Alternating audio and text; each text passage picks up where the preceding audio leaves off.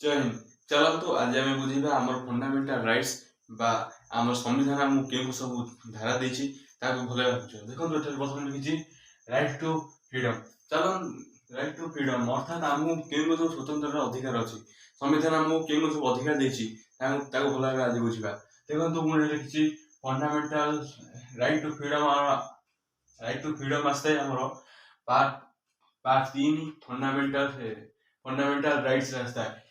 देखो प्रथम हूँ आर्टिकल 19 कहीं चर्चा करें आर्टिकल 19 हूँ backbone of our Indian constitution आम भारत मेरुदंड जहाँ कहुए आर्टिकल 19 चलो से आज प्रथम आज आर्टिकल 19 पढ़ा देखो आर्टिकल 19 किसी आर्टिकल 19 सब 6टी राइट दिखाई 6टी अधिकार मिलूँ चलो से अधिकार विषय भले पढ़ा देखो 6टी अधिकार मतलब प्रथम अच्छे एक्सप्रेशन अर्थात अभिव्यक्ति कर स्वाधीनता तुम स्वाधीनता तुम कौन अभिव्यक्ति कर तुम जी गोटे पचारा तुम कहीपर तुम कह ना भल लगे कही किसी कही रहीपर ये तुम अभिव्यक्ति कर अधिकार देखो प्रथम अभिव्यक्ति कौन कही कहबार अधिकार अर्थात तुम जब किए कौन पचारा तुम कह कहीपर तुम अभिव्यक्तिर अधिकार देख ये मन रही अधिकार अर्थात तुम किए पचारा तुम भल लगे मुझे कही तुम धीर रही जाए कि कह मन रही अधिकार देखो जो कहबार अधिकार अच्छी मुझे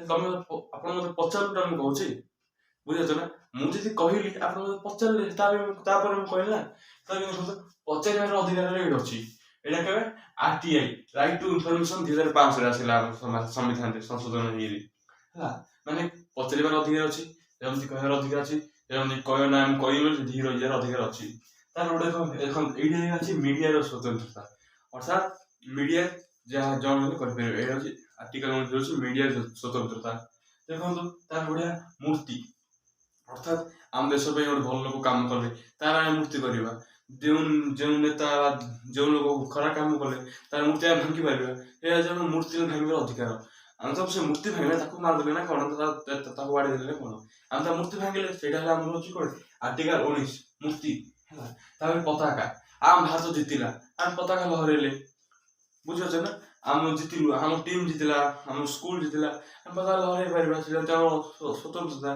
देखो आर्टिकल 19 प्रथम है एक्सप्रेशन अर्थात अभिव्यक्ति अभिव्यक्ति कर अधिकारी कौन कौन जाऊँगी कहवा मन रहा पचारा मीडिया मूर्ति पताका लहर पाइबा देखो तार अच्छी आसेम्बली अर्थात फास्ट कहल सेकेंड सभा अच्छी ना फास्ट कौन अच्छी अभिव्यक्ति एक्सप्रेशन मान तुम कहल जन को तुम कथा समस्त भल लगे समस्त कहले कल गोटे मीटिंग बसा मैंने कौन आसेम्बली हो देखो फास्ट कौन अभिव्यक्तिर अधिकार सेकेंड सभा कर अधिकार थर्ड तुम सभा कर लोक कौन कहले ना आ सभा कले डिसीजन नेबा गोटे संगठन करिया आम गोटे दल करिया आम गोष्ठी या ना कौन देवा लास्ट कौन है 3 नंबर कौन आसा संगठन अर्थात एसोसिएशन कर स्वाधीनता देखो तू मुवमेंट कुआड़े बुले भारत भितर कुआड़े बुलवार अधिकार भारत में भारत बाहर कुआड़े तुम जो मैंने चाह ताजमहल जी जा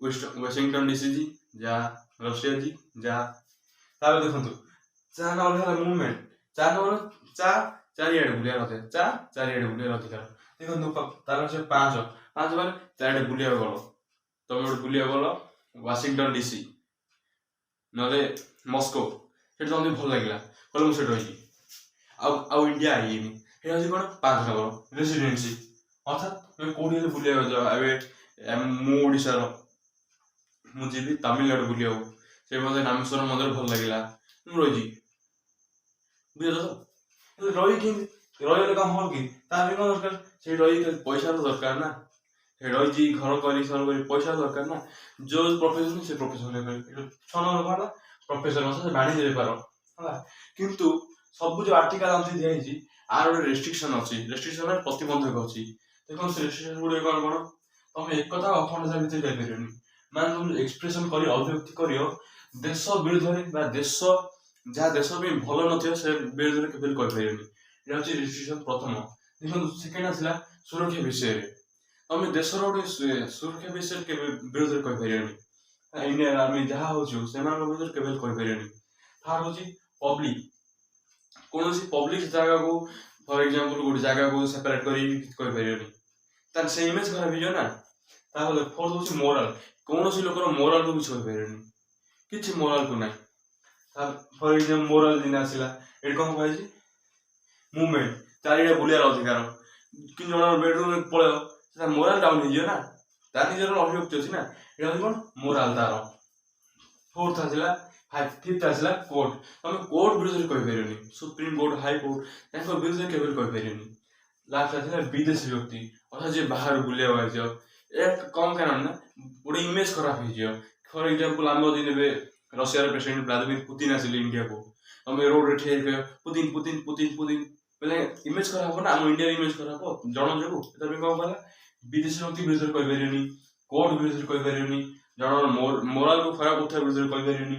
ତାପରେ ପବ୍ଲିକ, ଗୋଟେ ଅଞ୍ଚଳକୁ ଖରାପ କରୁଥିବା ସେ ବିଷୟରେ ସେ ବିଷୟରେ କେବେ କହିପାରିବନି। ତା ସହିତ ସୁରକ୍ଷା ବିରୁଦ୍ଧରେ କେବେ କହିପାରିବନି।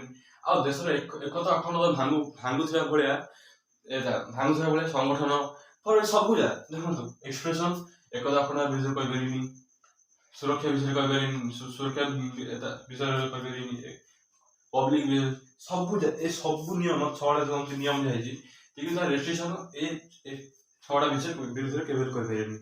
ତମେ ଖାଲି ଏଇଟା ପଢୁନ, ଏତିକି ପଢୁନ, ଏତିକି ହେଲେ ପଢିବାକୁ ପଡିବ। ତମେ କୋଉଠି କହିଦ, ମୁଁ ୟୁଟ୍ୟୁବ ଦେଖିଥିଲି, ଯୋଉଠି ହେଲେ ବୁଲିପାରି, ହେଲେ କହିପାରି, ଯୋଉଠି ହେଲେ ବସି ଯାଇପାରି, କିନ୍ତୁ ତା ସହିତ ରେଷ୍ଟ୍ରିକ୍ସନ ଅଛି ଏ ଭିତରେ, ହଁ ନାଇଁ, ଆ ବିରୁଦ୍ଧରେ କେବେ ଯାଉନଥିବ। ଆଉ ଏଥିରେ କଣ ବୁଝିବାର ଅଛି କୁହନ୍ତୁ ଆପଣ? ମନରେ କିଛି ନାହିଁ, କିନ୍ତୁ ମନେ ରଖୁଛି ସମସ୍ତ ଅଧିକାର କଣ, ଏଇ 6ଟି ନିୟମକୁ ଉଲ୍ଲଂଘନ କରୁନଥିବ। 6ଟା ନିୟମ କଣ, ଏକତା, ଦେଶର ଇଣ୍ଟିଗ୍ରିଟି, ସୋଭରେନିଟି, ସୁରକ୍ଷା, security, public and moral, court and foreign means ବିଦେଶୀ ବ୍ୟକ୍ତି ଗୁଡ଼ିକ। ଦେଖନ୍ତୁ ଫାର୍ଷ୍ଟ କଥା ପଢିବା, ଆମର ଆସିବ ଫଣ୍ଡାମେଣ୍ଟାଲ ରାଇଟ୍ସ। ଫଣ୍ଡାମେଣ୍ଟାଲ ରାଇଟ୍ସ ଭାଗ 3ରେ ଆସିବ।